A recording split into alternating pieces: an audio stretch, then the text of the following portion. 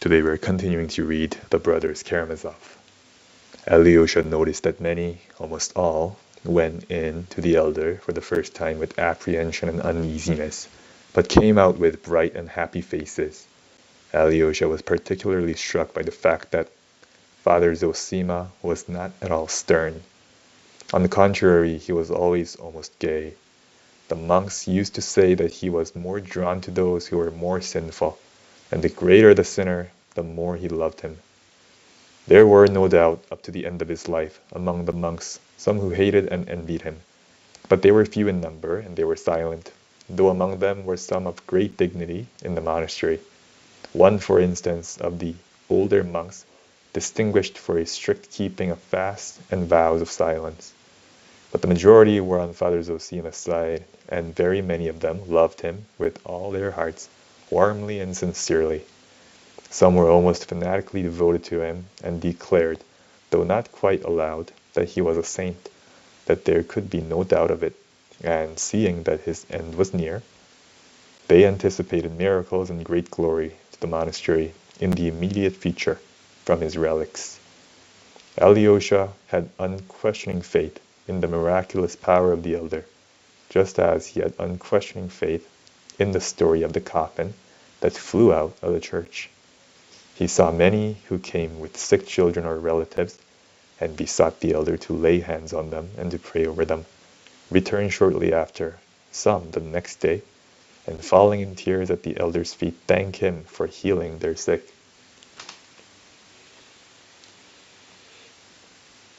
Whether they had really been healed or were simply better in the natural course of the disease was a question which did not exist for Alyosha, for he fully believed in the spiritual power of his teacher and rejoiced in his fame, in his glory, as though it were his own triumph. His heart throbbed, and he beamed, as it were, all over, when the elder came out to the gates of the hermitage, into the waiting crowd of pilgrims of the humbler class, who had flocked from all parts of Russia on purpose to see the elder and obtain his blessing. They fell down before him, wept, kissed his feet, kissed the earth on which he stood, and wailed, while the women held up their children to him and brought him the sick, possessed with devils. The elder spoke to them, read a brief prayer over them, blessed them, and dismissed them. Of late he had become so weak through attacks of illness that he was sometimes unable to leave his cell, and the pilgrims waited for him to come out for several days.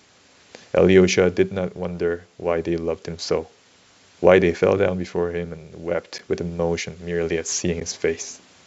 Oh, he understood that for the humble soul of the Russian peasant, worn out by grief and toil, and still more by the everlasting injustice and everlasting sin, his own and the world's, it was the greatest need and comfort to find someone or something holy to fall down before and worship. Among us there is sin, injustice, and temptation, but yet, somewhere on earth there is someone holy and exalted. He has the truth, he knows the truth, so it is not dead upon the earth.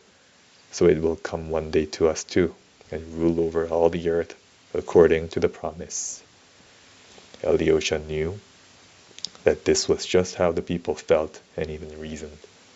He understood it, but that the elder Zosima was this saint and custodian of God's truth. Of that he had no more doubt than the weeping peasants and the sick women who held out their children to the elder. The conviction that after his death the elder would bring extraordinary glory to the monastery was even stronger in Alyosha than in anyone there, and of late a kind of deep flame of inner ecstasy burned more and more strongly in his heart. He was not at all troubled at this elder standing as a solitary example before him. No matter, he is holy.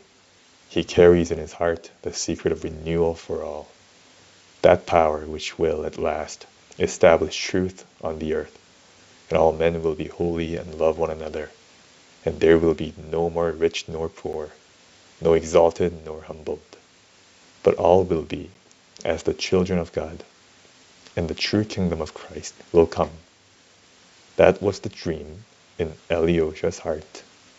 And that's the end of the reading for today. Have a good day.